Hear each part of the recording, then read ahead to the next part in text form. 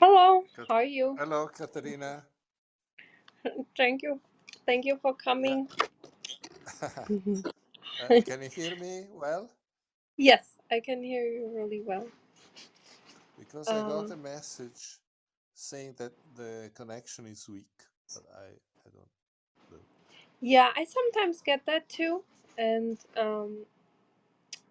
we tell each other when it's actually bad because I think sometimes the app says that and then it's actually fine, and then sometimes the app says nothing and we cannot hear each other well. So I think. Okay.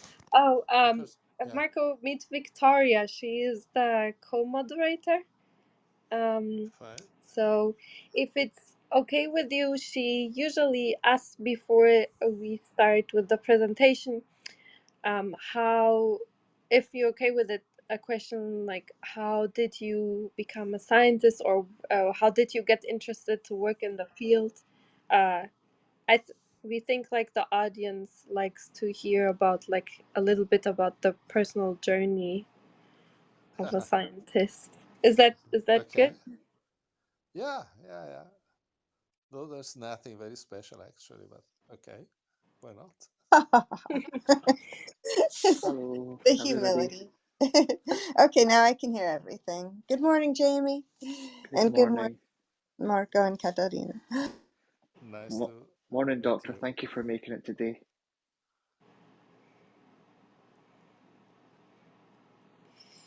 So we'll wait a few minutes, Yeah. like around 5 minutes. And in the meantime, I'll add the link to the presentation. If anyone wants to try to look at the presentation and check if it's working, I think it should be working. But yeah, if you Uh-huh. and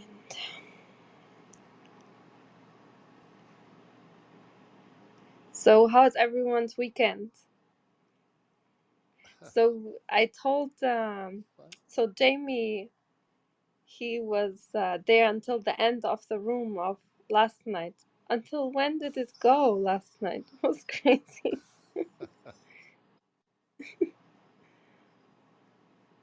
Do you know Jamie?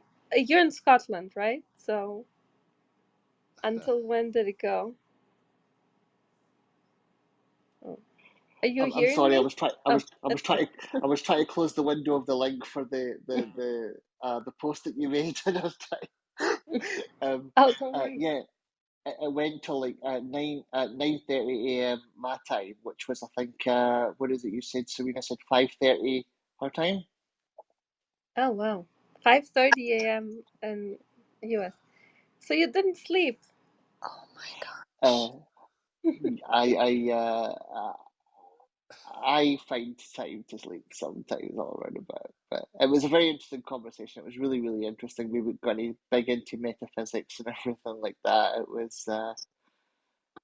It was well beyond me, I'd have to say, but fascinating nonetheless. That was an 8-hour room. Good work, everyone. That was eight Yeah, hours of that conversation. that's the second one. Last week was the Yeah. same thing. Oh my goodness. So much to talk about. Don't worry, Yeah, Marco. You we may were we all. leave. You may leave and set a boundary with us. We won't keep you for 8 hours. Although Yeah, yeah. we did have a, it's totally up to you. How's things in Okay. Florence at the moment, Marco? It's cloudy. It's, excuse me, I can't hear you very well. Oh, I'm sorry. Am I coming through clearer now? I hear Test. you very clearly. Jamie, Yep. Jamie, I can't hear you. Testing. Hello. Yeah, Yeah, I can now hear yes. you. Can you hear me, Marco? I can. Yeah. Um, can you hear everyone else or just Jamie? Not very well. No, I can hear now. No, Jamie was not very clear. Okay. Sorry about that. You're stronger and clear. Am I back now? Yeah. Excellent. Yeah. So in Florence, a bit cloudy at the moment. Yeah. Yeah. So, Not worn. sorry, Marco, is there anything you can do to increase your volume? Of the microphone? Yes. Uh, Just a tiny bit. Let me try.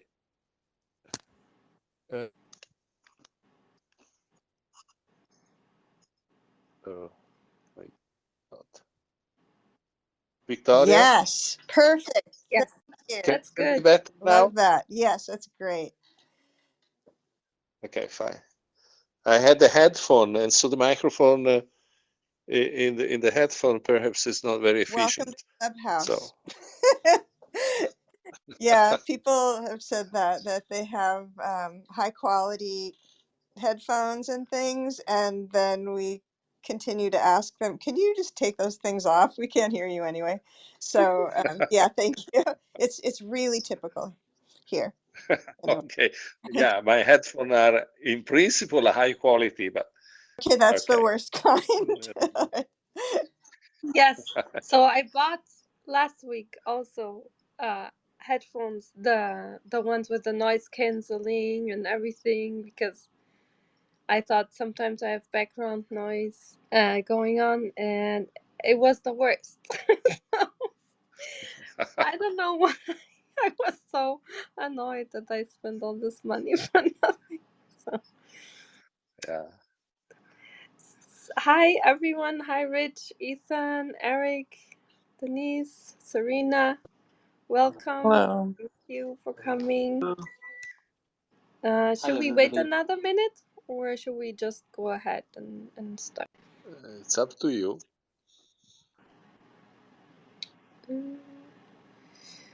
Okay, let Would you me start by introducing Dr. Marco Pettini to our club, and then Victoria can ask the interesting question, and then the stage is yours.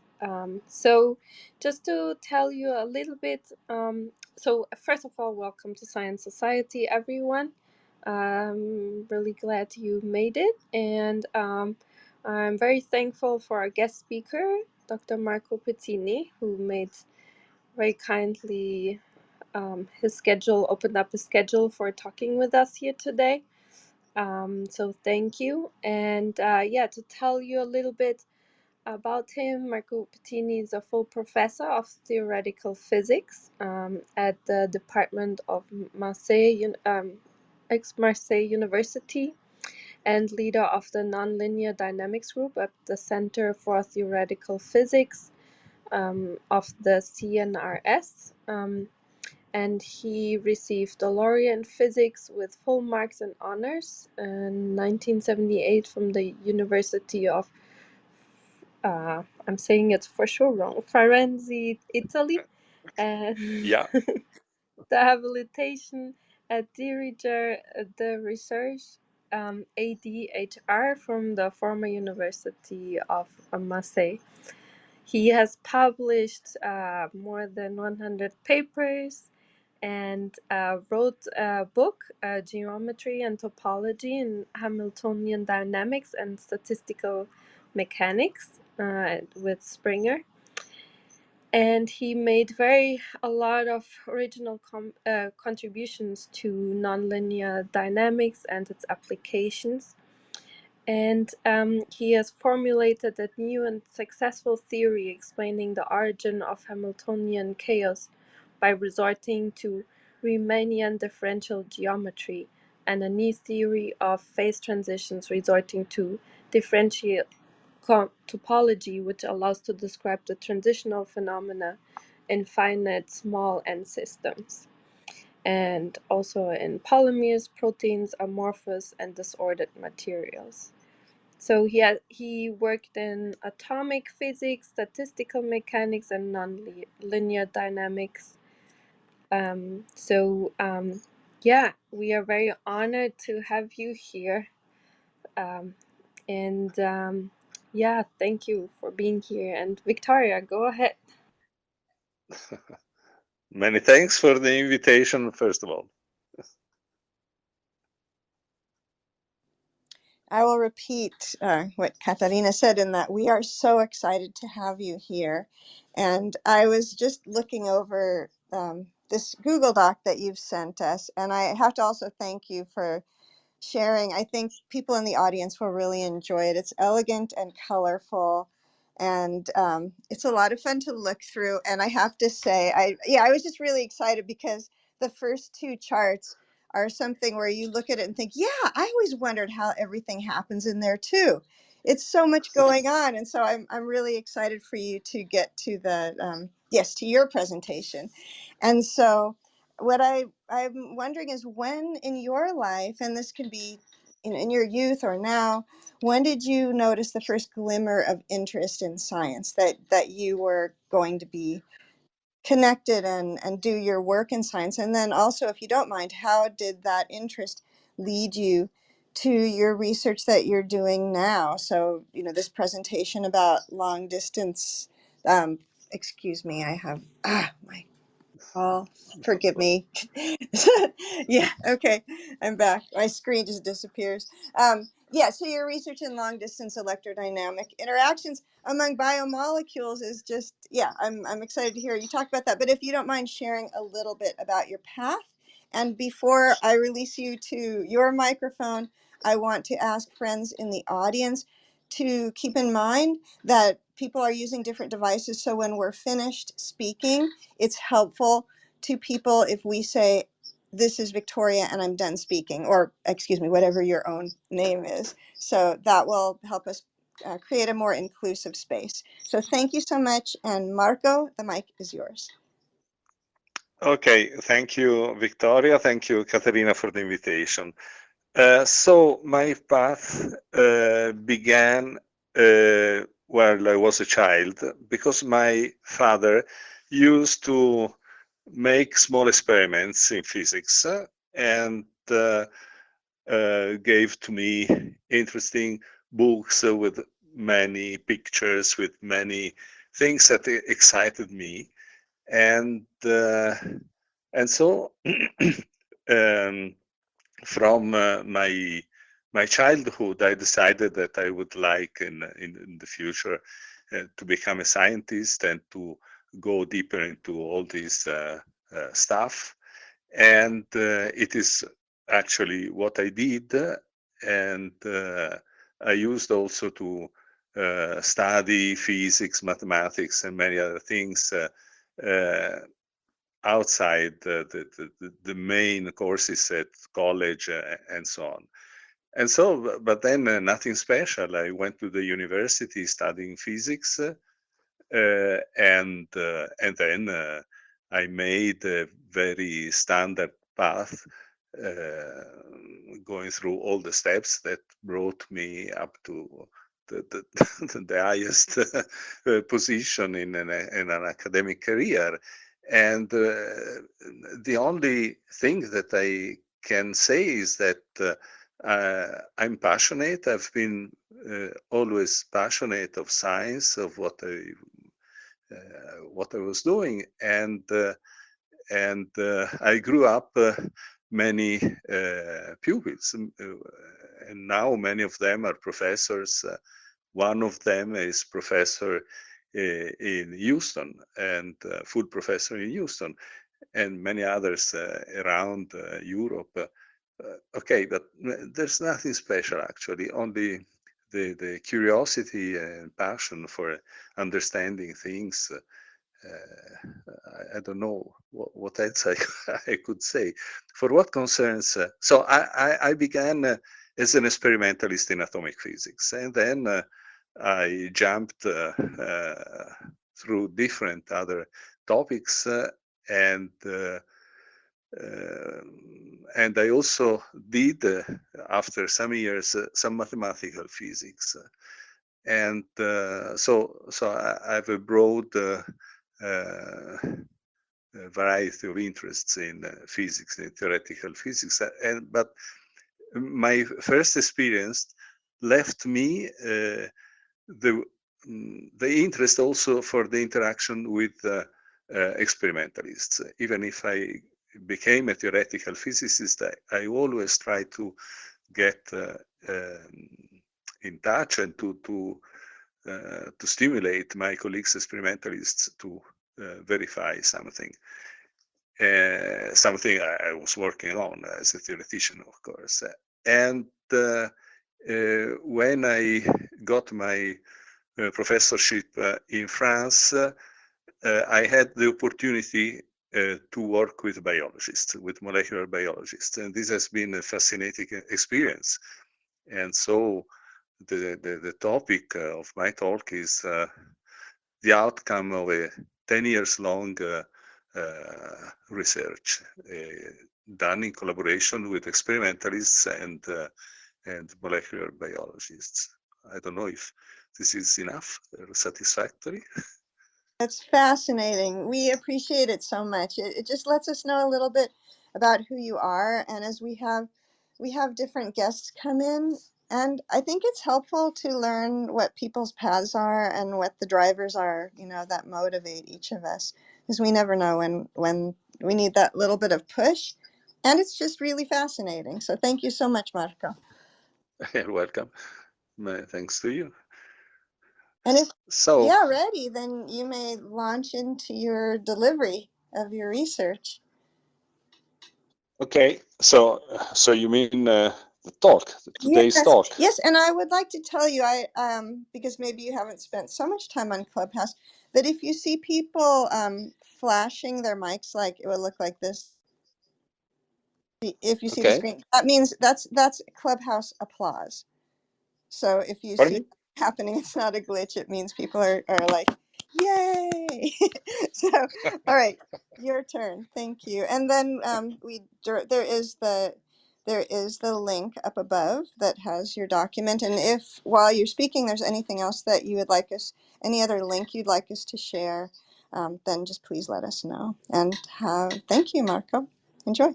Yes, let me add just one thing. As I told to Caterina, I'm available. I don't know. I know nothing about the audience, and so if somebody is interested in having more technical details and so on, I'm available to be contacted by email and so. Wonderful. Okay. I can already tell I certainly will. Okay, fine. And Marco, there's a room chat. I don't want to distract you, but there's a room chat going on, and sometimes people put questions in there, and I'm sure Caterina has told you that afterward we'll have a Q&A if that's okay with you. So there are those avenues as well, current for synchronous to this talk. We'll bring any questions from the chat to your attention. You won't have to pay attention to that part, Marco. Yeah, but listen, Caterina, you can interrupt me if there are questions, and if somebody needs some clarifications, I can interrupt and interact. We are not necessarily. Okay, we don't have to leave Q&A necessarily at the end. Okay. It can be Q&A in situ. Very good. Okay. Listen, as I was telling to Caterina, at the beginning of my career, I used blackboards and chalks. Then I made a change to transparents, and then to PowerPoints, and then now it's another change. It is somewhat strange for me not to see people. And okay, anyway, let me begin with the talk. So I hope you can see the slides. And so the topic, as you have already seen, is the proof, actually, of the existence of long-distance electrodynamic interactions, so forces, among biomolecules. And this is what I'm going to present today is the content of a paper which has been recently published in Science Advances. And so if you need the reference. It is an open access, so everybody can get it. Okay. Now, the slide 2. Slide 2 gives you the general framework, and so the basic question. As a theoretical physicist, but as a physicist, a fascinating and highly intriguing problem or conundrum also is by looking at what happens in living matter is the following question. We know that in each cell we know already some 30,000 biochemical reactions, but reasonable estimates suggest that this could be 100,000. So 100,000 interactions in our cells. So our cells are very crowded, and all the biomolecules find their cognate partners at the right place, at the right moment, in the right sequence. And so, as a physicist, when something material moves, you need forces. And so, how do the partners of these all these huge, very complicated biochemical machinery find each other? And I don't know if I can see the slide number 3, where I reported an image out of hundreds, perhaps, of similar images. This comes from a Japanese repository, and it represents a metabolic pathway. Each node represents a molecule, and each link represents an interaction. And so the complexity of what's going on inside our cells is really astonishing. And since water is ubiquitous inside our cells, the current explanation, the current answer to this question is that the random hits of water molecules on the biomolecules, proteins or whatever, mainly proteins, these random hits make these biomolecules, these objects, move randomly. This is what we call a Brownian motion.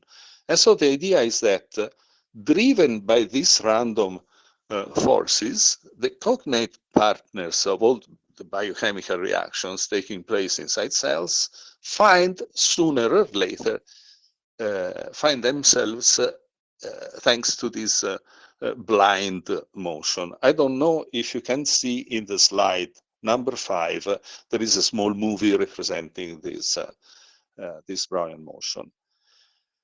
The problem is that some easy estimate of how many of the molarity needed by all these molecules tells us that it is not possible. It is not a convincing and tenable explanation. And so the idea that has been put forward already many years ago is that some selective attraction could be at work. So when a molecule is needed somewhere, the partner says, so to speak, come here, I need you. Huh? And forgive me for this naive way of. Well, so first of all, the proteins are charged and have electric dipole moment, non-vanishing usually. And so the first candidate make long distance attraction are electrostatic forces, electrostatic interactions. So charge, dipole, dipole, charge, dipole, and so on. The problem is that there are inside cells a lot of small ions, and these ions screen all these electrostatic interactions. And the effective range of action of these electrostatic interactions is less than 10 angstroms. So these are made of short range. And then there is another point. Water has a strong dielectric, a high dielectric constant value, which means that this is an additional mechanism of weakening the electrostatic interactions. Okay, then where else can we find other interactions, other forces? The next candidates are oscillating electromagnetic fields. And so in the slide number 7, for example, you can see these two pictures showing okay, the scheme of a small device with which people has measured the loss of ion screening when an electric field is applied, an oscillating electric field is applied to an electrolyte of the same ionic strength of our cells, for example.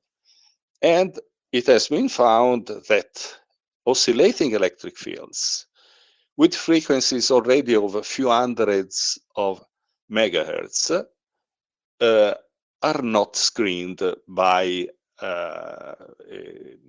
an ionic strength typical of living cells. And there is another interesting fact. With oscillating electric fields, the dielectric constant of water drops down to from around 80, which is the static value, to a much smaller value, around 4 or 5, already for a few hundreds of gigahertz of frequency. And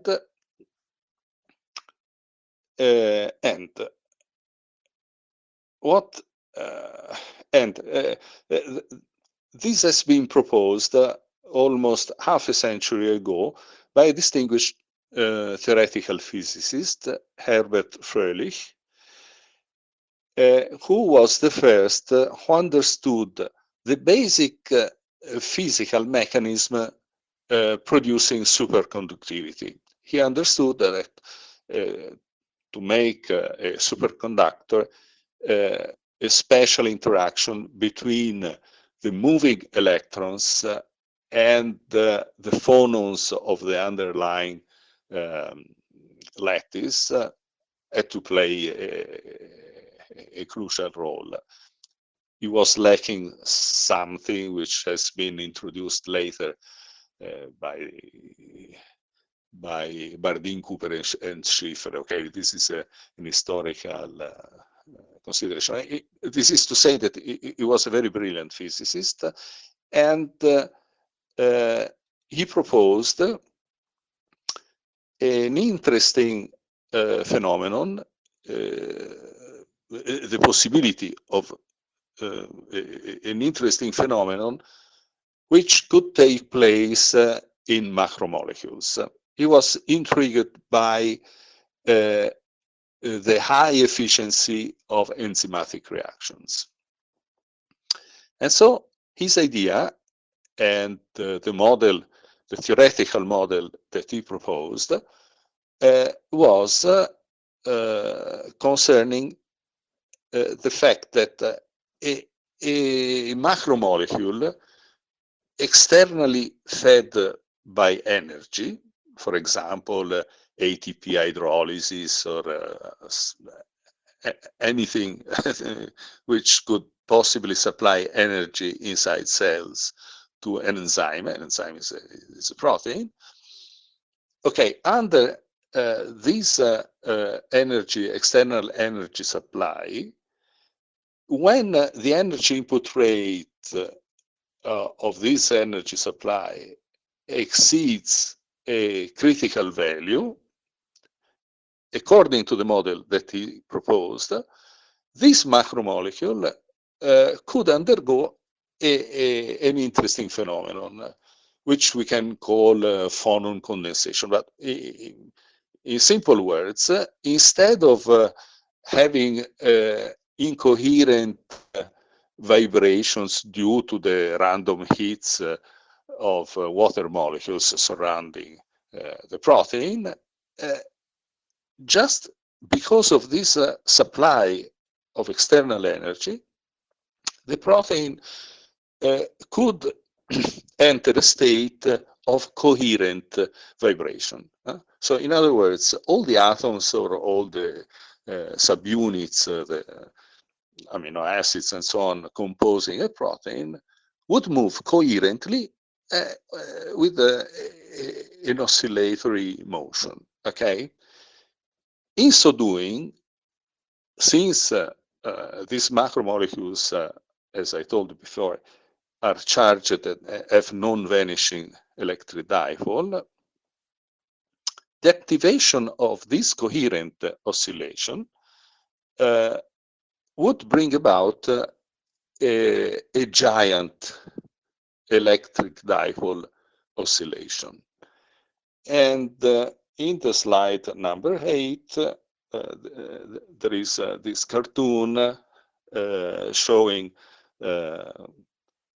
incoherent thermal vibrations with metronomes, each one representing a part of a protein and vibrating at its own pace. Whereas under this phenomenon, the activation of this collective vibration, all the subunits of a macromolecule behave coherently. And so with a coherent and collective oscillation.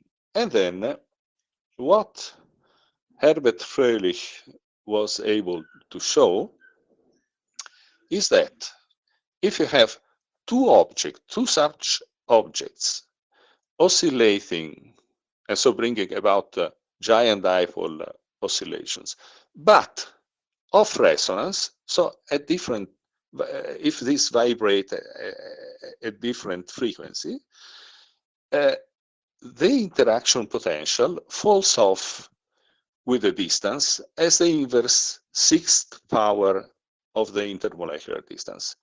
And this is like the same law of the van der Waals potentials. And this is a short range potential. This doesn't go very far, only few angstroms.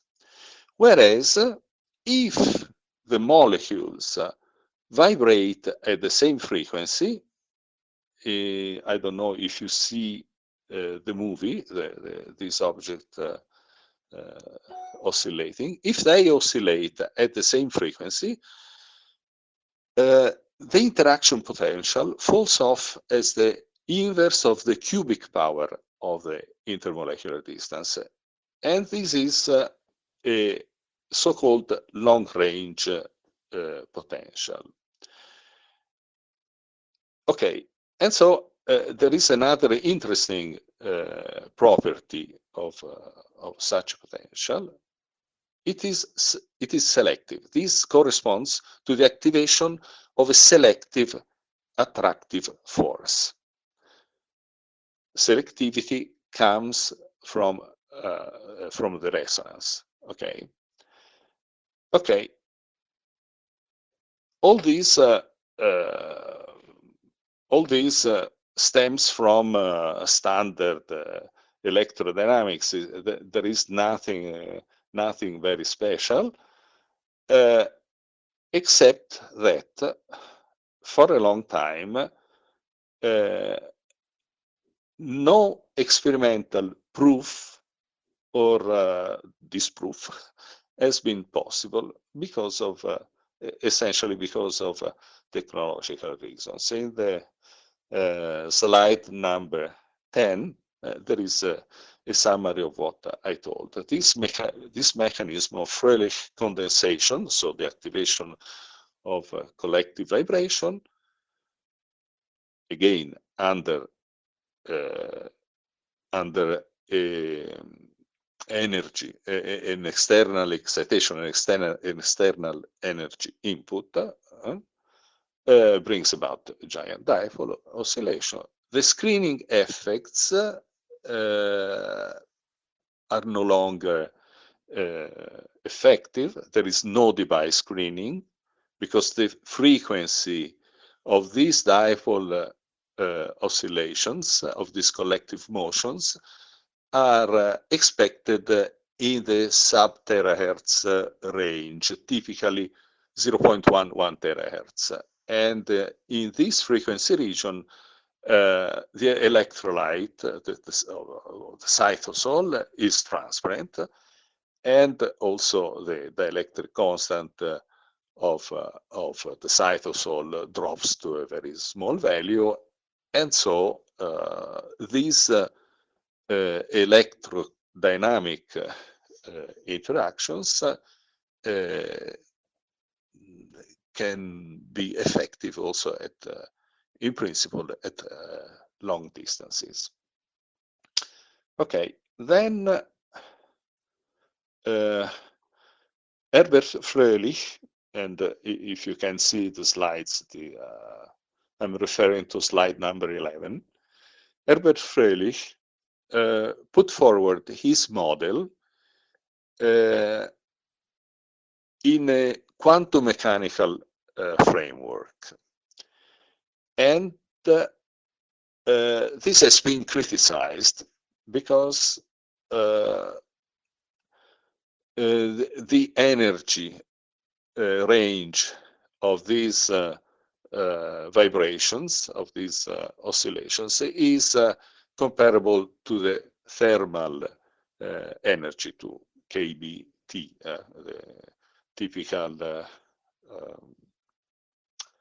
the typical thermal noise at a given temperature T. In other words, the wet, warm, and noisy environment is considered unable to sustain or to allow a coherent quantum phenomenon, as in principle it was proposed by Herbert Freilich. Moreover, biomolecules are too heavy, and so okay, I don't know if I don't want to enter in too much details, but okay, the thermal wavelength, the thermal quantum wavelength associated to a big object like a protein is very short, and so to make the story short, the original proposal by Herbert Freilich has been criticized and marginalized, and also almost forgotten for many years. And more recently, with my young collaborators, with my typically PhD students, we have dequantized the original Freilich model.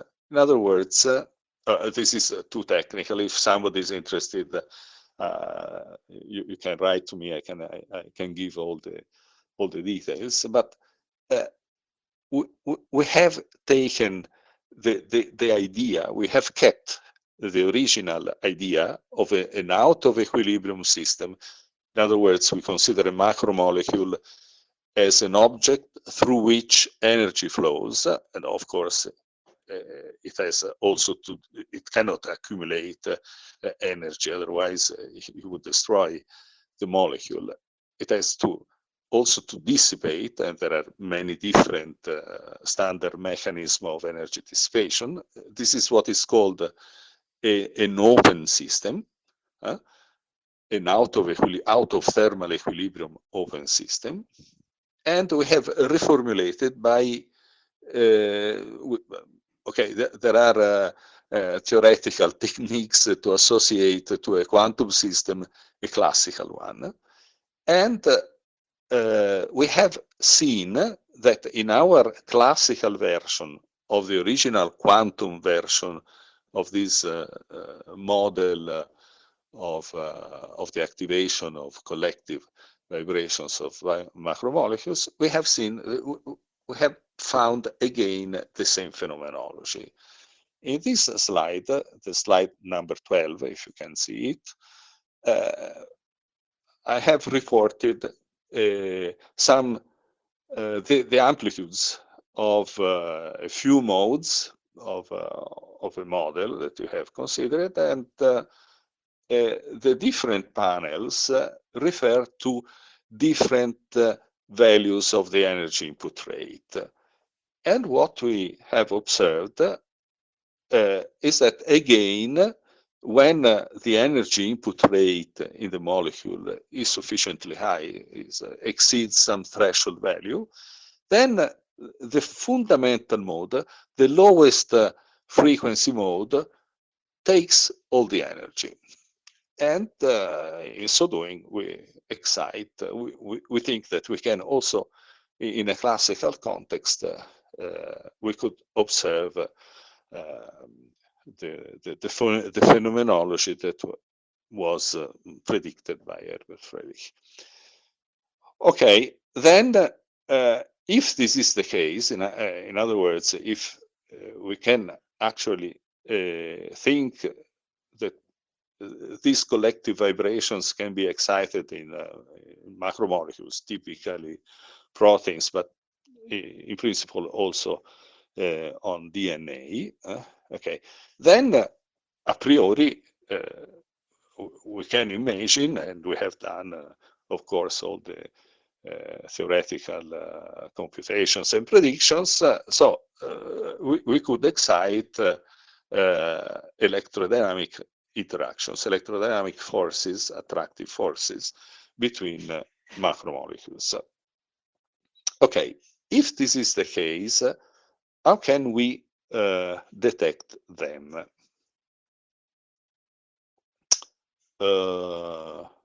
Okay, and the idea was to study the diffusion behavior of proteins in aqueous solution, and okay, imagine then that we have a solution of this of some given protein, and imagine that we can excite by feeding energy with in some way. We will see how we did it, and imagine that actually we can excite these collective vibrations, and so we can activate these long-distance electrodynamic forces, attractive forces. What can we expect? For example, concerning the way this molecule. Fuck your mother. What happens? We had a troll. He's been booted. Carry on. Okay. Okay. Okay. So if you look at slide number 13, I wrote some equations, but this is, if you're not familiar with the Langevin equations, I don't know, it doesn't matter. It is just to tell that we can make computations, theoretical computations and numerical simulations with computers, and we can study how these molecules diffuse, how they behave, how they move inside a solution if we are able to excite these collective vibrations. There is a parameter which is called diffusion coefficient, which can be experimentally measured. And if you can see the slide number 14, this is how experimentally we can measure this parameter, this diffusion coefficient. In other words, how the average square displacement for an initial position of an object behaves in time. And I've given here the scheme of an equipment which is called the method is the fluorescence correlation spectroscopy. The device is a confocal microscope, which focalizes in a very small volume of a femtoliter, so 10 to the minus 15 of a liter, a laser beam. And if you can see the slide number 14, top right, you have a red line inside the circle. The circle represents the section of the confocal volume of the microscope, so where a laser beam is focused. If you have a fluorescent molecule which crosses this confocal volume, you have a spike. There is a small figure representing a spike of fluorescence. And of course, if we have many molecules crossing this volume, we have what is represented in the panel on the bottom left, so a noisy signal. Of course, the device is called confocal because you focus the laser beam in the solution, in a solution, for example, an aqueous solution of proteins, but then the fluorescence is detected backward, and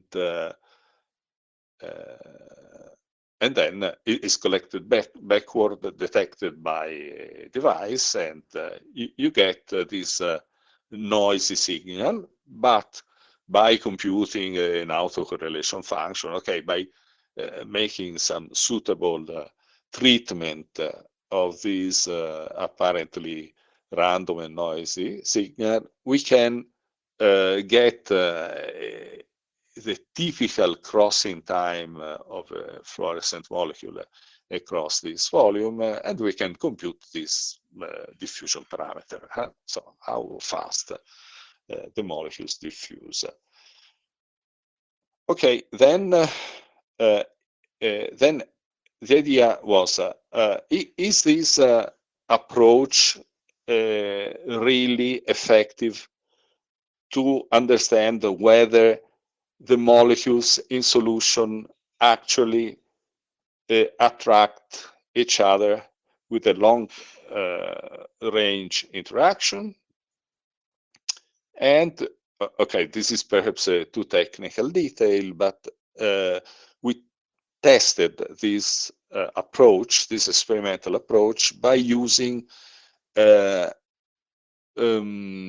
molecules with opposite charges, and in water without any screening, without salt, so that the electrostatic interaction, which is a long range, long distance interaction, is not screened. And Okay, I don't enter the details unless somebody is interested in them. And this experimental step, we had many experimental steps and theoretical steps, but this was an important step forward, showing that actually, if we have molecules that attract each other at long distances in solution, then this experimental approach is the good one. And the theoretical predictions were in excellent agreement with the experimental outcomes.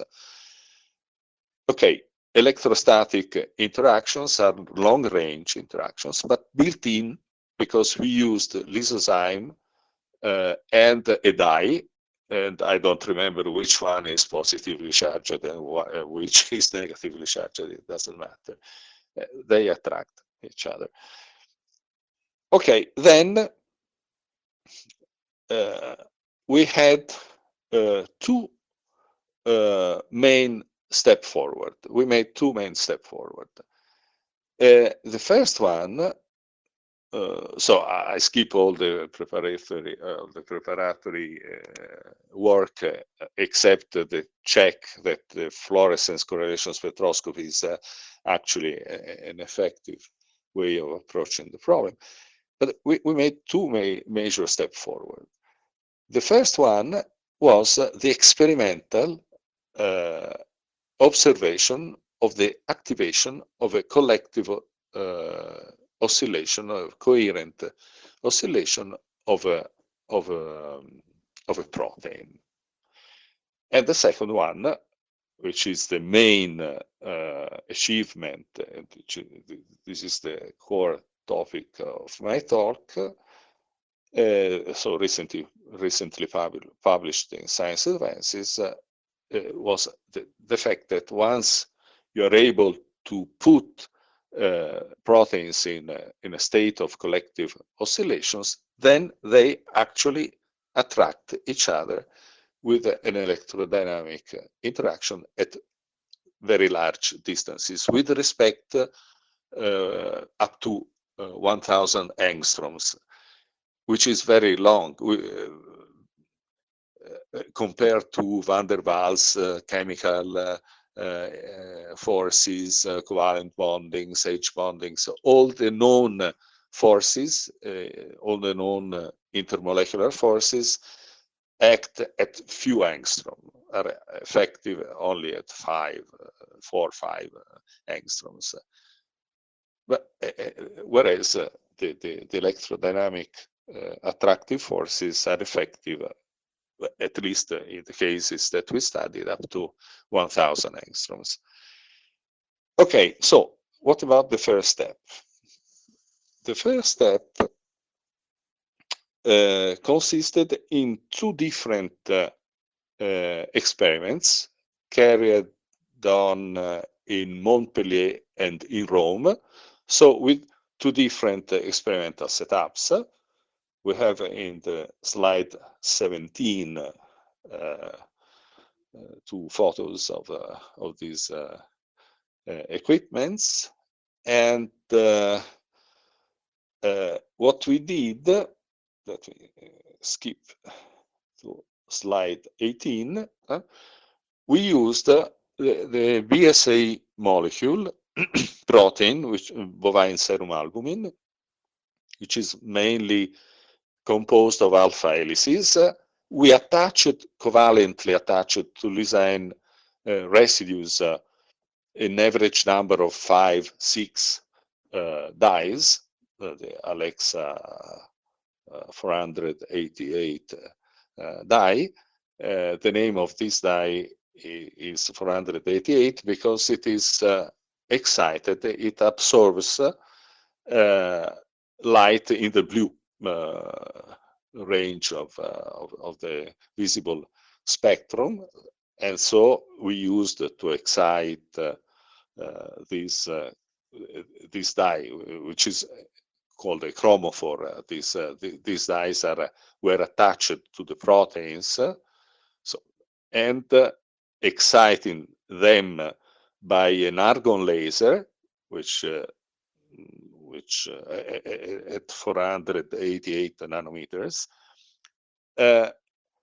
we created hotspots on each molecule, and these hotspots produce what is called a protein quake. In other words, these hotspots down-convert the energy that the residual energy between the absorption of the blue light and the re-emission of green light, so that each chromophore, each dye molecule has 0.2 electron volt left for each blue photon received, and after having re-emitted a green photon. These hotspots then down-convert their energy into the phonons, into the vibrations of the molecule. And, okay, we have also studied this mechanism, and the experimental devices that are represented in the slide 19. To the left, we have the Montpellier detector, which was mainly composed of a nano antenna. If you see the slide, I've represented a drop of protein of proteins in solution, and the visible light, the blue light of the laser, excites, creates these hotspots on each protein, and then by terahertz radiation, making a sweep in frequency, we can see what happens. And in a moment, I will tell you what happens. And to the right, we have the scheme of the detector in Rome. The detector in Rome was a FET transistor, of which we used a layer, a two-dimensional layer of electrons, which is the detector of the terahertz radiation with the bow tie antenna and so on. But all these are technical details. And okay, let me skip to the slide number 21. What we observed is was a strong absorption line at 314 gigahertz. If you can see the panel to the top left, the red points are those. Excuse me, I have to check whether. Okay, I'm still here. The left top panel shows a comparison between the outcomes in Montpellier and in Rome. The black points are the outcomes in Montpellier. The red ones are the outcomes in Rome, and they perfectly superpose, showing an absorption line at 314 gigahertz. And okay, we observed also a threshold phenomenon. The bottom left panel shows that we have to use a laser power exceeding some threshold value in order to observe this absorption line. In the small inset, we see a saturation phenomenon when the input energy rate becomes very large. On the top right panel, we see a formula which represents the oscillation frequency of an elastic sphere put in vibration, and in the so-called spheroidal oscillation mode, imaging an elastic sphere becoming an ellipsoid, oblate, prolate, and so on. So oscillating from different ellipsoidal shapes. Okay, there is a formula where we entered some known parameters, experimentally known parameters of this protein, the so-called Young modulus, density, hydrodynamic radius, and this gave us 308 gigahertz, so very, very close to the observed value.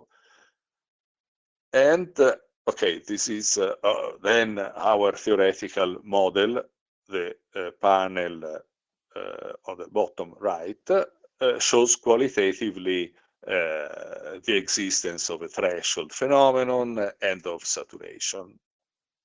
I'm making a long story short, but the meaning of these experiments was very clear and beyond any doubt.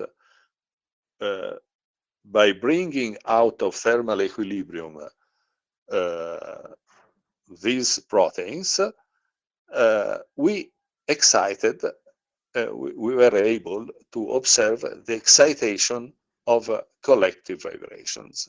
So, as predicted originally by Freilich and confirmed by our classical version of the original Freilich model. Okay, then the second step is the following. You can see a scheme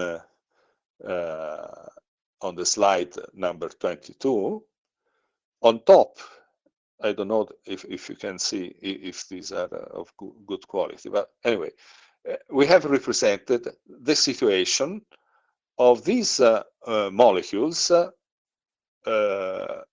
the absence of an energy input, an external energy input, and we have represented a Brownian motion. So they move randomly because of the collisions of the hits of water molecules. When we switch on the laser, so an external source of energy, we are at the same time activating these collective vibrations, and this flat blue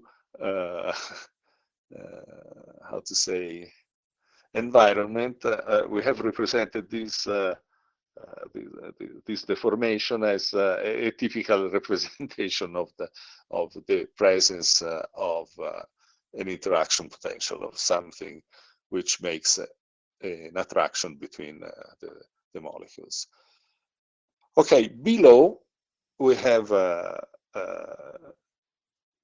the schemes summarized of two independent experimental devices with which we have detected the activation of these electrodynamic forces.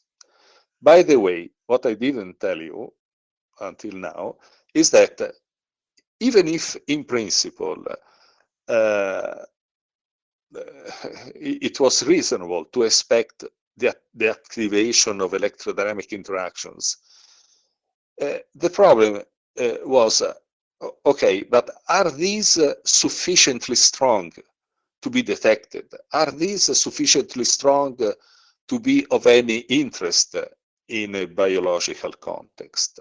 And then, of course, I will come back on this point, because inside cells we don't have lasers, of course. So what we have obtained is a proof of principle or a proof of concept. The fact that we can, that biomolecules, in particular proteins, can we can activate or forces acting at very long distances can be activated. Okay. Now we have let's say to the right you see we have reproduced the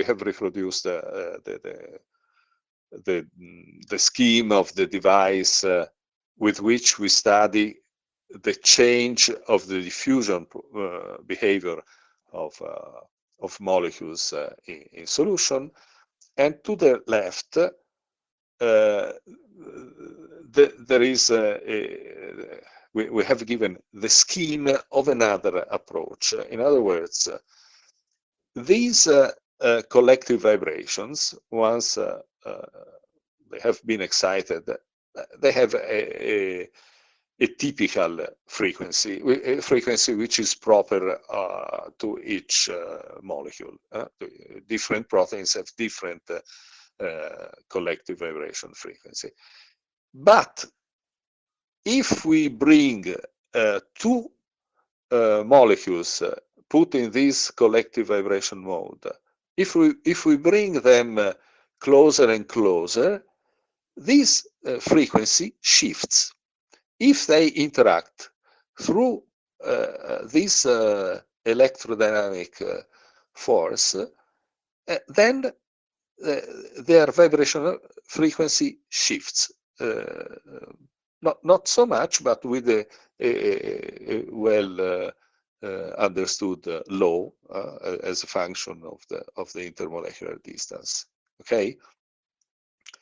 If these forces are absent, no matter at which distance you put these vibrating objects, their frequency doesn't change. The frequency remains the same.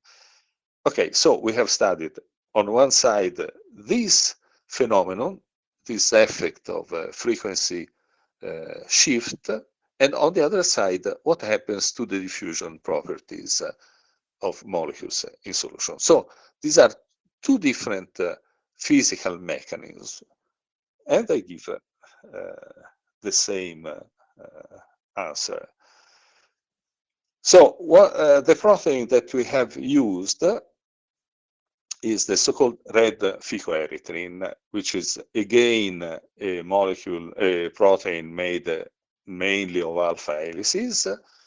Nature has produced this protein as a natural light harvesting protein. So we find these in algae, bacteria, and so on. And the interesting fact, the interesting property of this protein is that it has more than 30 chromophores, which are naturally expressed with the protein, just because it is a light harvesting. So it has to be efficient in capturing light. In the slide number 24, we can see two absorption lines, so two peaks representing the activation of two collective vibrations of this molecule. And okay, there is a formula representing the typical frequency of this is almost a donut-shaped object, so we can use a formula, a theoretical formula, giving the frequency of the so-called extension modes of an elastic torus. And so imagine this torus, this donut, which increases. The largest radius vibrates. Okay, this is called an extension mode. And the ratio of the two peaks of these two frequencies is very close to the ratio theoretically expected between the two lower frequencies of these extension modes. In other words, also for these for another protein, not the BSA, this protein, we have observed the activation of collective vibrational state. We have again observed a threshold in the energy input rate. In other words, if you don't feed enough energy per unit time, this collective vibration is not activated. When you increase the input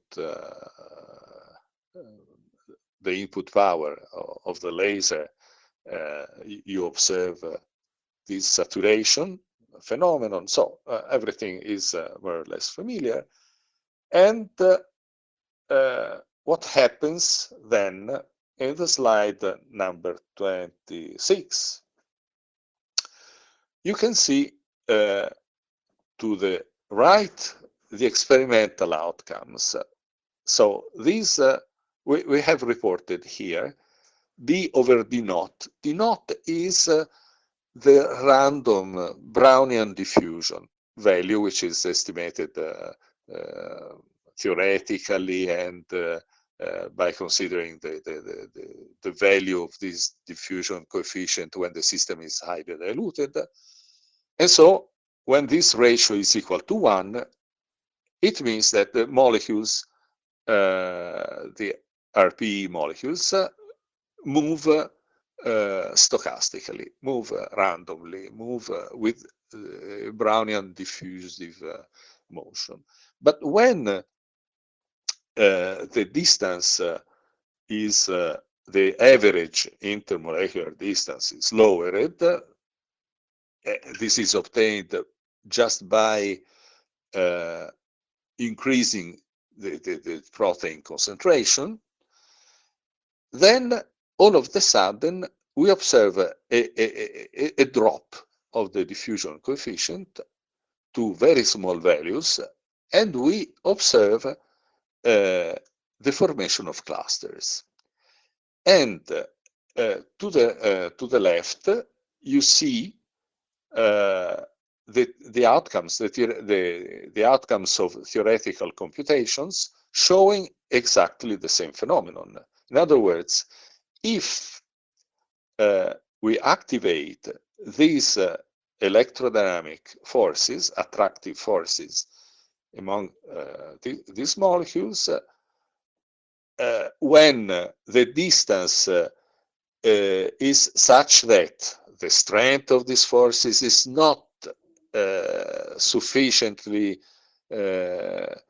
large to beat the thermal noise, these molecules move randomly. But when the average distance is shortened so that the strength of these forces can compete with the thermal noise, all of a sudden these molecules aggregate, form clusters, and then the clusters diffuse very, very slowly. Okay, so these the theoretical computations explain and are in perfect agreement with the experimental outcomes.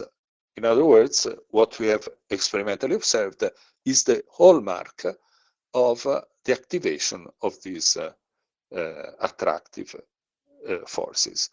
The drop of the diffusion coefficient, so the formation of clusters, is almost absent for the blue points, where the laser power was below the threshold value to activate these collective movements, these collective vibrations. The green and the red points were obtained with different powers of the laser.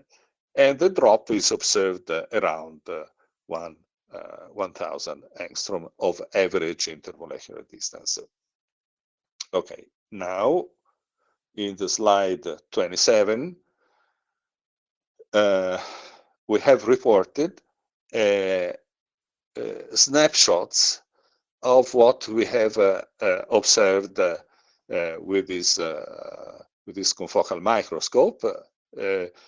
Okay, the first two, I don't enter the details, but going from the bottom to the top, we have increased the laser power, and for example, take the snapshots on the top. So when we switch on the laser in the second panel from the left, we observe the formation of clusters. Then we switch off the laser and the clusters are destroyed. They disintegrate because of the random hits of water molecules. Then we switch on again the laser, and again we observe the formation of clusters and so on.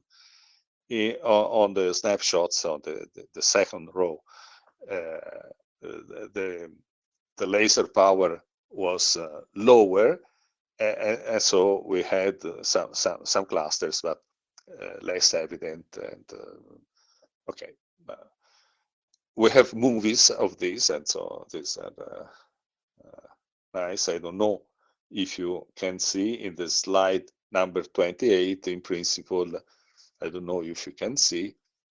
To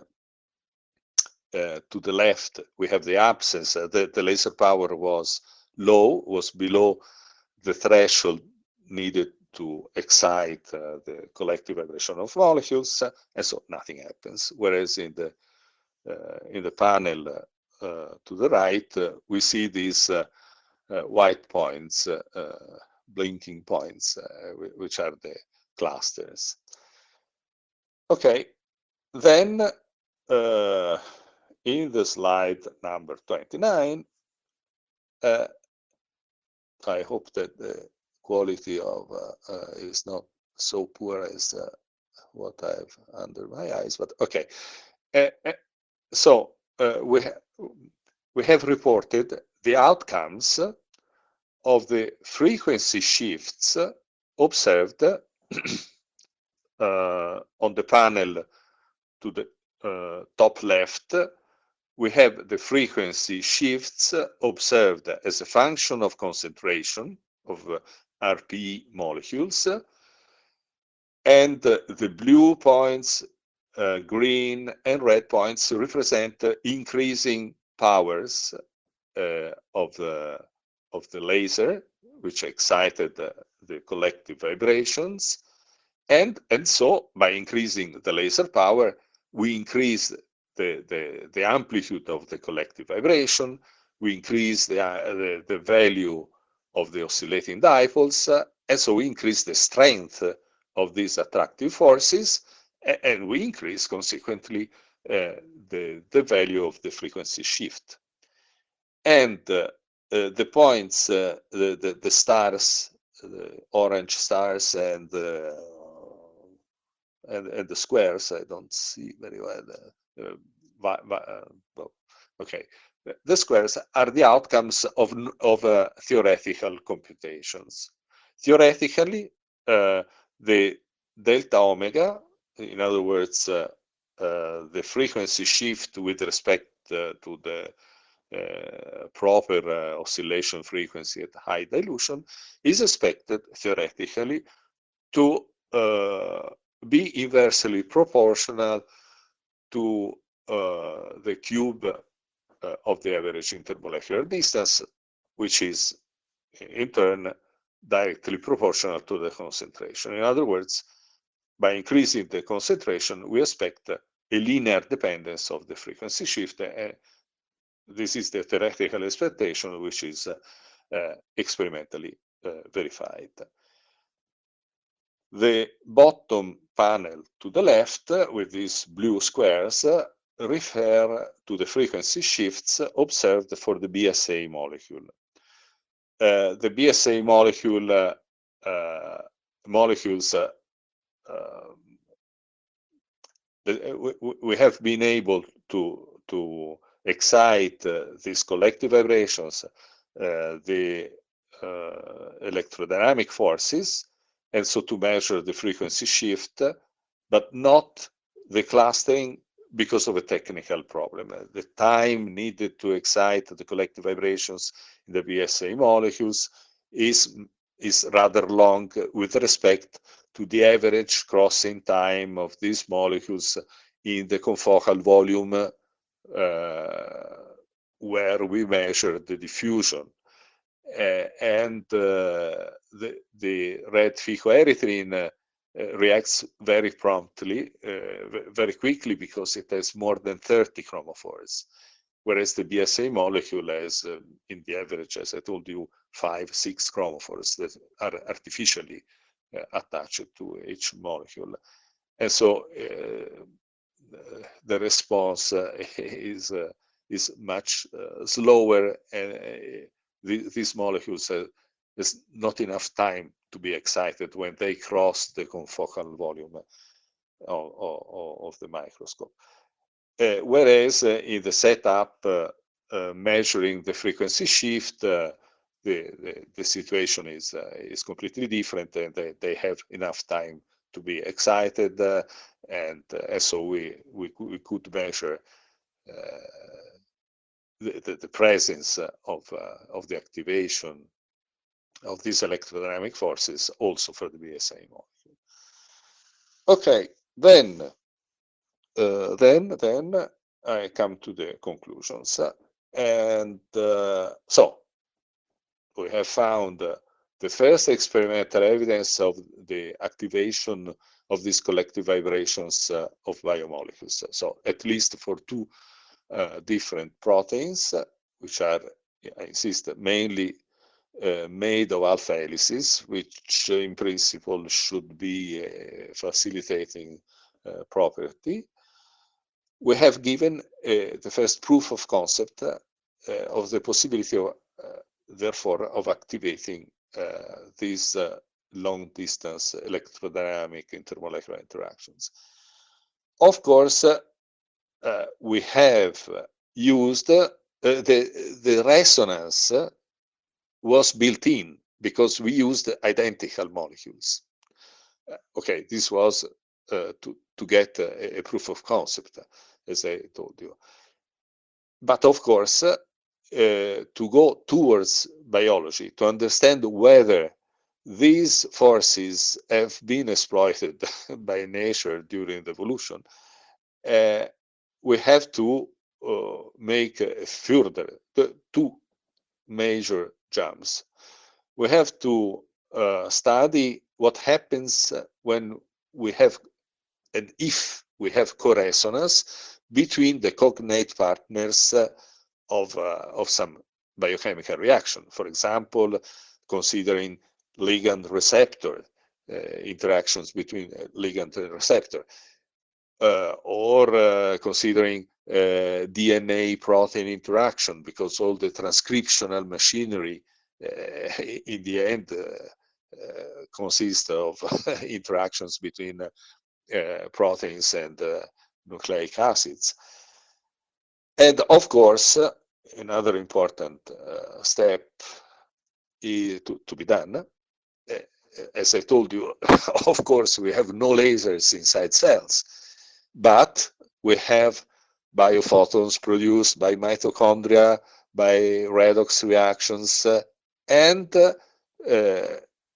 of course, we think of ATP hydrolysis, which produces bullets of high energy, and of course, the phosphates hitting the molecules can, in principle, make a sufficient energy transfer, since we have many such hydrolysis phenomena inside cells. So this could activate these long distance electrodynamic forces. Perhaps there are also other mechanisms, but we have to investigate. So all this is a challenge for future work, and we have a consortium in Europe financed by the European Commission, just putting together physicists, biologists, biochemists, and so on, just to try to understand whether these forces could be actually of interest. In other words, if they can be activated in vivo. Biologists often talk of recruitment, for example, on many proteins on the membrane of cells. My colleagues, biologists, say, then these recruits that or that molecule to do this and that.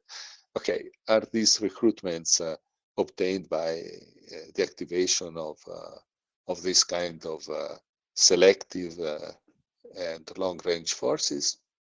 Who knows? This is the subject of the future activity, research activity. Okay, thank you for your attention. It has been somewhat long, and Thank you so much. So yeah, this was a wonderful presentation, and since this is an informal discussion, I will let you know what my first ideas were about your work, and maybe it's a little bit far-fetched, but if we cannot ask here in this club a little bit far-fetched question, then where could we? yeah. So when I read this, I thought about the theory of how proteins organize in the cytoplasm. It's still a puzzle, right? How DNA, but also different proteins organize themselves into being little organelles, or where they stand basically in the cell organization. So my idea was that if this is a force that could be present in vivo, this could be the mechanism of self-organizing proteins in the cytoplasm.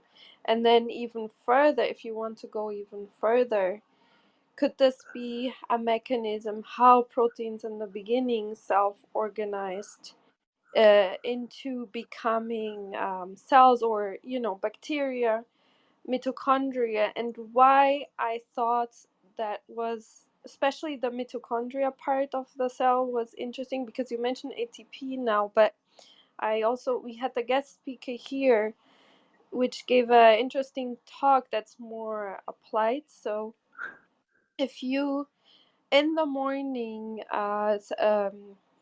look into bright near infrared lights, he found that the mitochondria get activated to create more energy, so more ATP, to repair eyesight in people people that are aging, and the eyesight health increased, or the cell health increased significantly if you only do this for a couple minutes in the morning. And then he went further and studied that bees become more resilient, and he started a whole farm in France, actually collaborating now with farmers to expose bees to deep red light in the morning, and then they become more resistant against those viruses and fungi that currently are killing the bees and so on. So I thought this was maybe a very far-fetched connection, But yeah, I think I thought immediately about very basic um, mechanisms of how cells became organized and are still organizing themselves. This is really a fascinating topic, and of course, my comment is that we can see that nature during evolution has exploited all what could be exploited, all the physical mechanisms, everything. And so it would be surprising, to say the least, that having this tool available, this has not been exploited. And so what you're saying, of course, I hope that these kind of forces could have played a role also in the auto-organization of matter from prebiotic to biotic state, for example. But yes, how can I say? As a physicist, even though all this has been done in collaboration with molecular biologists, but we modestly made a first step. Now a lot of work is worth to be done, taking this possibility into account. And I was collaborating with a professor at Rockefeller University who passed away a few years ago. He was much older than me, and he used to tell me, Marco, ars longa vita brevis. That means we have many things to do with respect to our lifespan. And okay.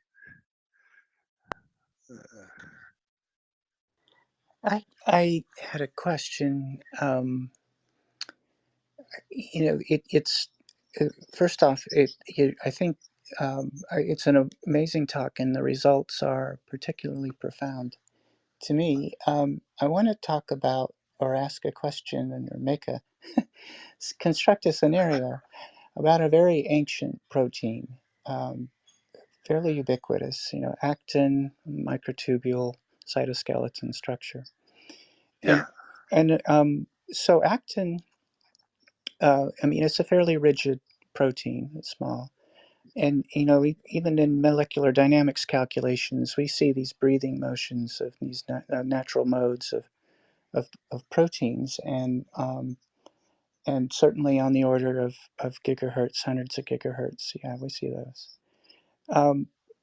What I'm curious about, though, is a situation where an older or more established cell is in the vicinity of a younger cell that's growing.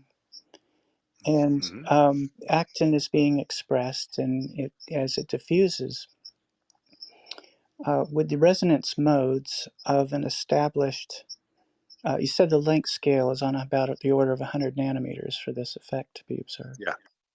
Yeah. And so I'm curious about cell-to-cell induced microtubule formation, in the sense that as the actin monomers are diffusing, with this effect of from a neighboring cell, sort of shave the dice, in the sense that concentrating the monomers, they would be more concentrated in the direction from the younger cell to the resonating cell or more established cell, in which case the kinetics would favor continued cytoskeleton growth in the direction of the more established cell. Fascinating.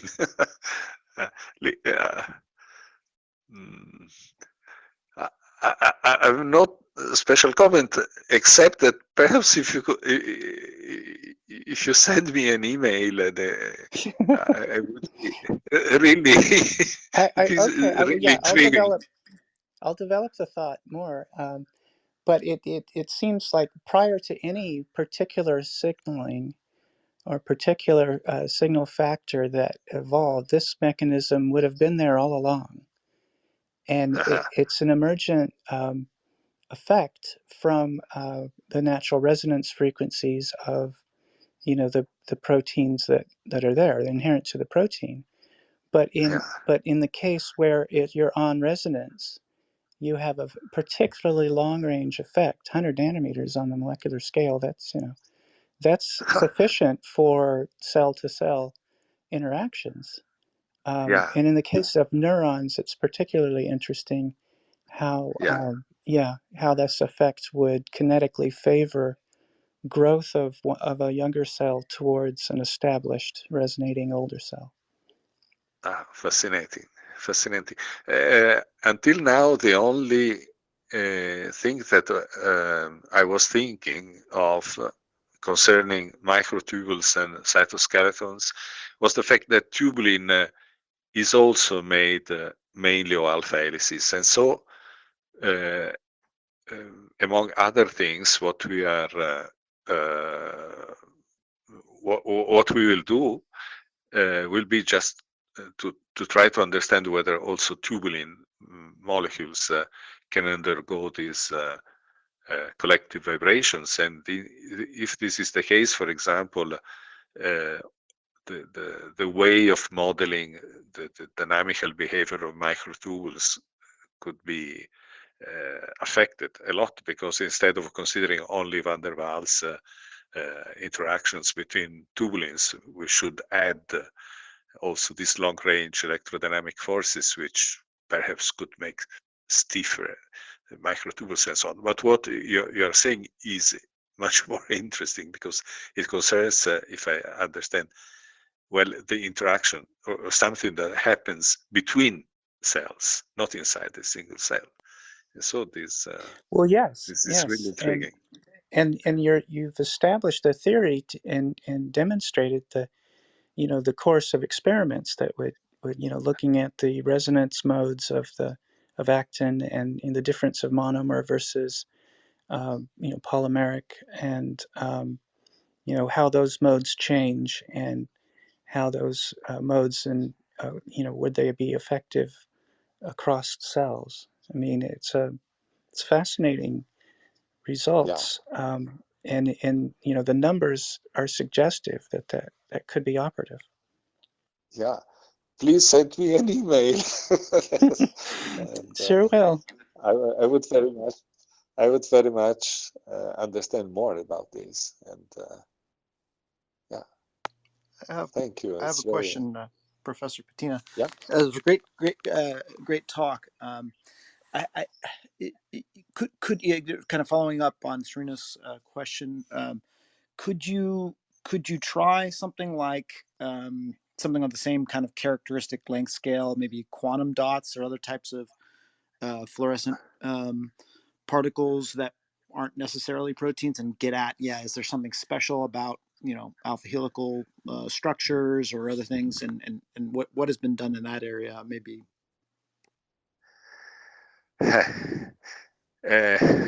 Good question. Let's say, in principle, long-range electrodynamic forces are expected also in the quantum framework. So I don't know if this could be the case of quantum dots, but certainly also in the quantum domain. So if you have objects that follow the laws of quantum mechanics, in that case, what you need is to have a transition frequency, a resonance frequency, say, with respect to the fundamental state, and a first excited state with a strong transition probability. And of course, this corresponds to some given frequency. And if you have two objects having the same frequency, they can also interact with electrodynamic forces of quantum nature. And so this is the only thing that I can tell you. It is not necessarily related with proteins, with behaving, so to speak, classically. This could be also the case of quantum objects. I don't know if this replies to your question. Yeah, and then one more question, I guess.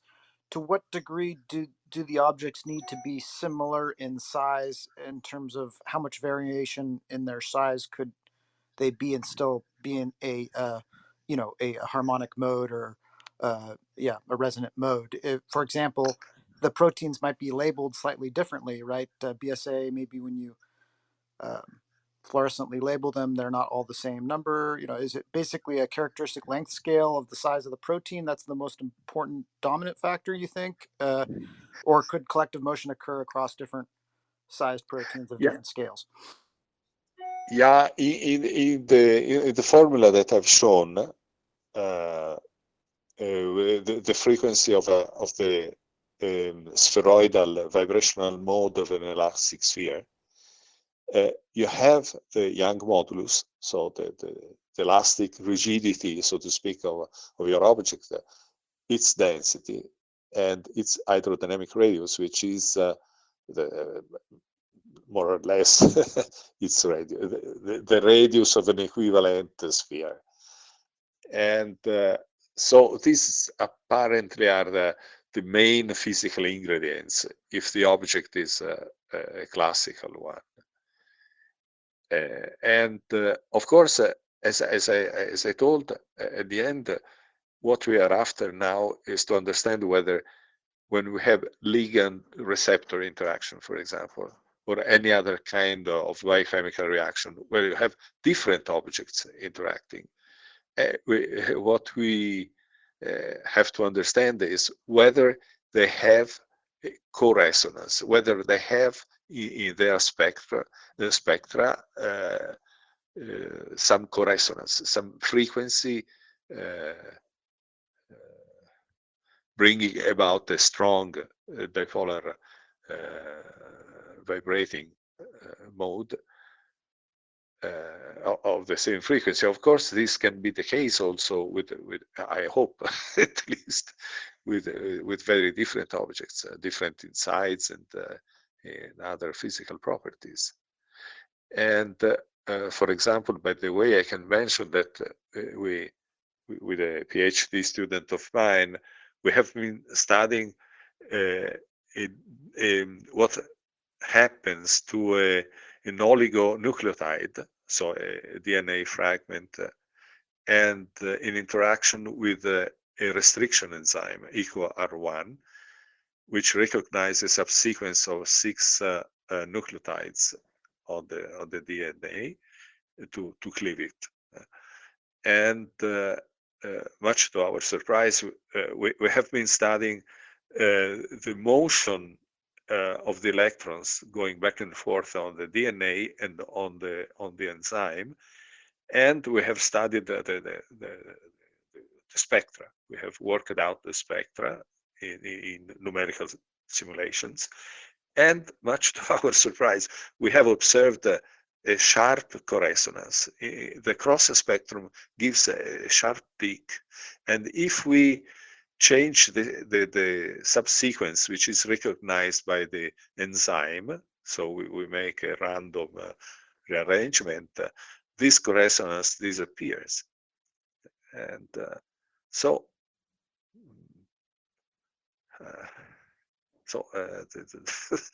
there are so many things to do to understand, and of course your question is crucial. Okay, thanks. It was great. It's been a fantastic talk, so really appreciate you coming here and sharing with everyone. Many thanks. And this is the lovely thing about our space, is that we have space to ask all questions and make connections that would not necessarily normally be made. Pardon me. Were there any other questions from our team? And then if not, we'll open it up to some of the others. Okay. Serena, mic is yours. Yeah, if there's no other questions, let me follow up with the frequency shift angle of so in a monomeric state versus bound state, there's likely to be subtle changes in the natural modes and the frequencies, and it's a curious thing to, if there is such a mechanism that will, one, aggregate the monomers in a favorable direction, but then if uh, as the microtubules grow and those monomers aggregate and their resonance modes change, is that if that's more favorable, that would even accelerate the phenomenon. And what's so curious is all of this is accessible directly from the sequence of the protein, so it would directly be tunable through mutations of the sequence. Yes, yes, yes. My previous reply perhaps makes an analogy. In other words, in our computations, when we have changed the sequence of amino acids in an oligonucleotide that is destroyed the correspondence with the cleaving enzyme, and so perhaps something similar could be. Our colleagues biochemists as the capability of doing what you have said, if I have correctly understood. In other words, changing something in the sequence of a protein and observing what happens with if we put them if we change the effectiveness of the interaction.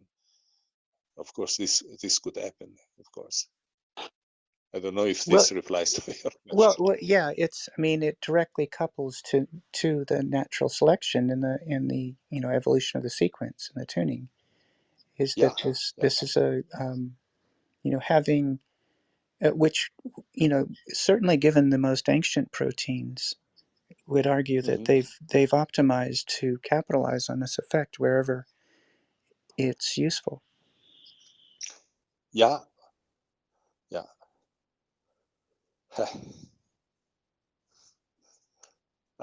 I agree, but I have no idea. I'm really excited. My imagination's running wild. No.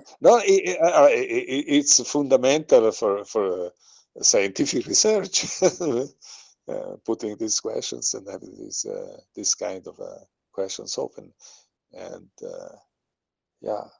I recently read the paper about the fact that perhaps RNA was the first. I don't know if this is true. The first kind of biomolecule of having at the same time an enzymatic property and the capability of self-reproducing. And but you need at least something like 100 nucleotides to make a chain of at least 100 nucleotides. And I read a paper where somebody tried to figure out the probability of a random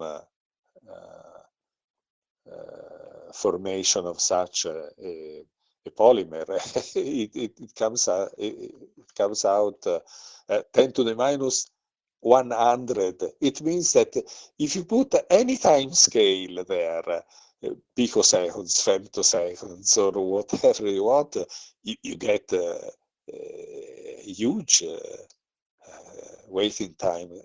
That hints to the fact that some mechanism, some acceleration had to be at work at the very beginning, and perhaps it's still at work.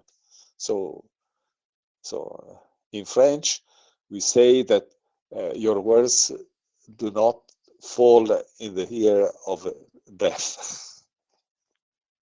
So it means that, of course, I'm resonating with your comment. Well, you touched on one of my favorite topics of abiogenesis, but that would be a whole nother room. I wonder how much longer do we have you for? Pardon me? For today, we've been going a bit. How much longer do we have you in the room today? I don't know. I don't know. It is a 8:45 here, but no problem. No problem. Again, if you want to discuss also, we can keep in touch with an email or whatever. The biogenesis is a fascinating topic also to me. And what email would you prefer us to contact you if we were to contact you? Because I'm already drafting the email that I'm going to be sending you. Our team actually found interesting results in the, I guess, lower gigahertz range with oligos last year, and we used part of that technology to advance kind of the state of the art for rapid identification, because some of these proteins have sufficiently unique signatures such that it may be possible, given sufficiently accurate instrumentation. And our question was, could we use commodity hardware, like commercial hardware, not industry or laboratory grade hardware, to do the same kind of measurements? And we use some RF and optical, but we use like a vector network analyzer. You mentioned some sort of spectrometer and other components. So it would be fascinating to compare notes if you would be willing. And yeah, and I also sent you a paper that came out last year from Iran. So Iran, given all the sanctions, they still advance. So wow, amazing. The Iranian people never cease to impress me. But the paper is called Mathematical Resonance of DNA, and it did a COMSOL simulation to show that there were some resonances. So and when we measured things, they were very similar. So we were very excited about that. And the similar technology is used or has been developed to do non-invasive wireless glucose monitoring. So, like an Apple Watch has maybe the next generation will have an RF set of electronics and be able to monitor our blood sugar. Well, perhaps we can measure all these other molecules as well. And the way that I think of it, you always got to have good poetry, right? So I think of it like you change the song, you change the dance. So I've been waiting since you started speaking to drop that line. So thank you. Thank you, Marco. Okay, I can add something. Collective modes of biomolecules have been observed by means of terahertz spectroscopy and far infrared spectroscopy, also at the beginning of the 80s of last century. The problem is that these modes have been observed at equilibrium. In other words, the terahertz or infrared radiation at the same time excited the mode was a way to probe the possibility of this vibrational mode. Whereas what we have been doing, and what was also the original proposal by Herbert Fröhlich, is something else. In other words, that particular mode can be actively excited, and by feeding energy. And because the problem, for example, with terahertz spectroscopy, and so looking at the signatures of molecules in solutions and so on, is hindered or made rather difficult by the fact that water strongly absorbs in the terahertz frequency range.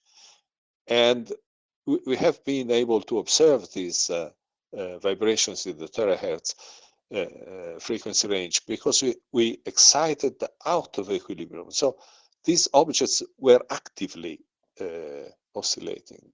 You see what I mean? Yes, I understand. Yeah. That's we have a similar hypothesis as well. So It would be interesting if once you get a chance, if you get a chance, because this is also I would classify this field of research as radioactive, for lack of a better term, Yeah. because many scientists have come and tried to explain this and have lost their careers. Um, even Nobel Prize winners are not immune. Uh-huh. Yeah, so that's all. Thank you. Yeah.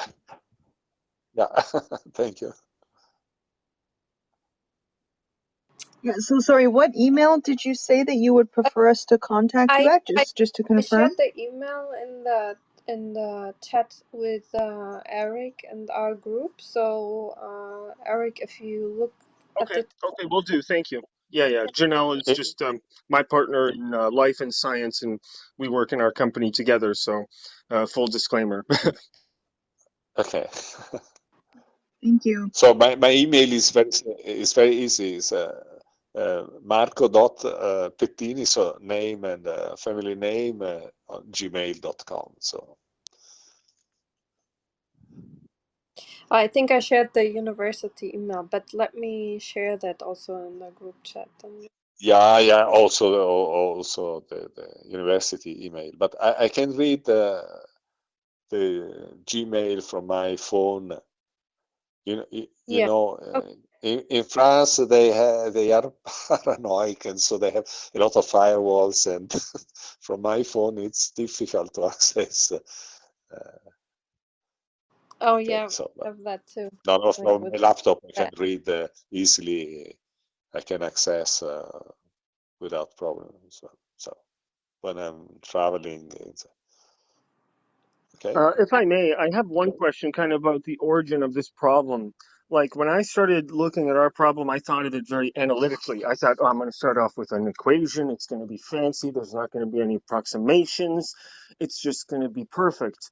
And after a while, I realized that that is, very, very unrealistic. But my approach is always to begin from the analytical perspective, perhaps some ground truth or an elementary construction of sorts. Can you comment perhaps on your method or your approach in trying to examine or solve these problems? Okay, for what?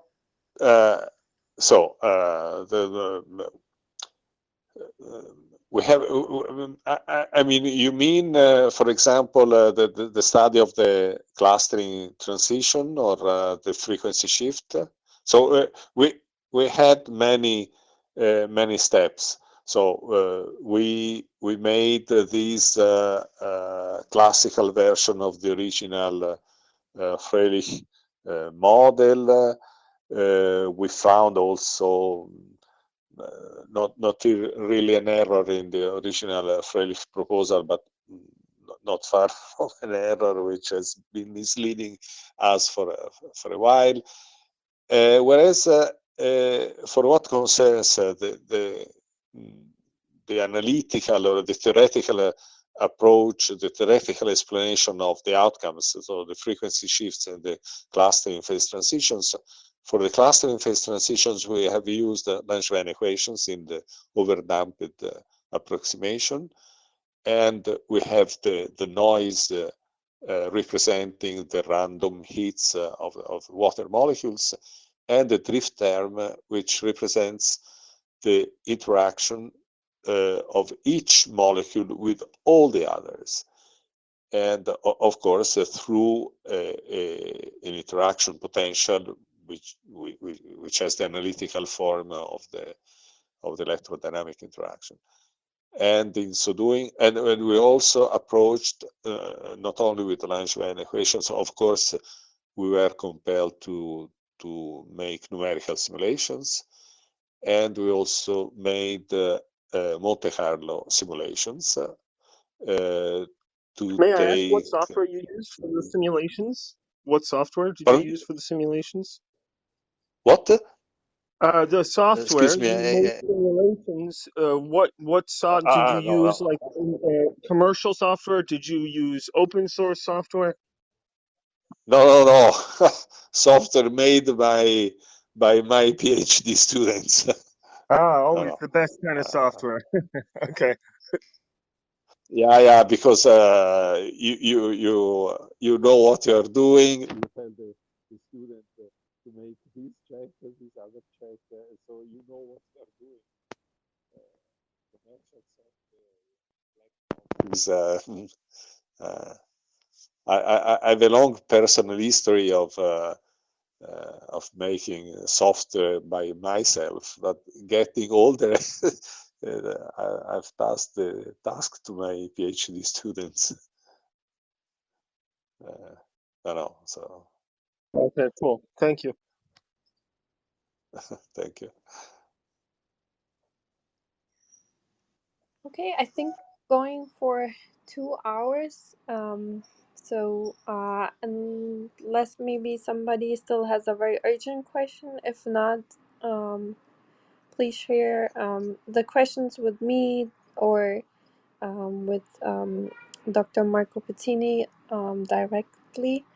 And yeah, this has been such a wonderful discussion. I thank you so much, Marco, for making it and for sharing so much knowledge and time with us. This is such a fascinating research, and I'm looking forward to the future results in vivo. And hopefully, we, yeah, it will be very interesting. So please come always back if you want to share maybe updates, new results, or anything with us.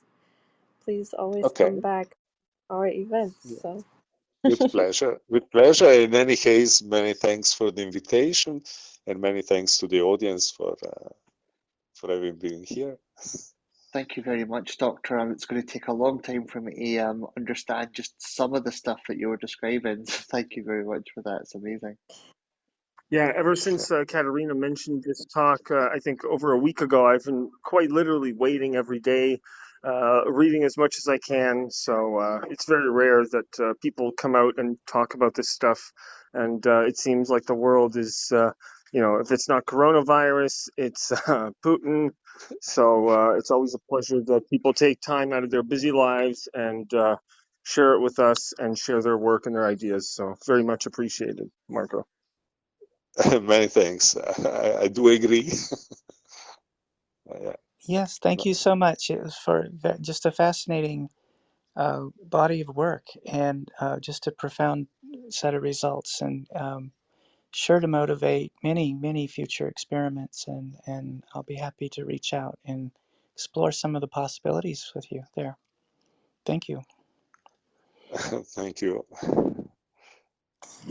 okay, yeah, thank you everyone Okay. in the audience that was here also. And yeah, again, special thanks to you, Marco, and for everyone out there. Please join the club if you like the talks like this. Tomorrow we will have like a short summary of the week. If you didn't make guest speaker talks throughout the week, we will give like a short summary. It's kind of also rewarding, so we kind of get to see what we learned throughout the week. It's kind of it's and so it's also rewarding for us, and then we can answer a few questions that you maybe didn't have the chance to ask if we can. And yeah, next week we have interesting topics. On Monday it's about elite sleeper genes protecting cognition from aging.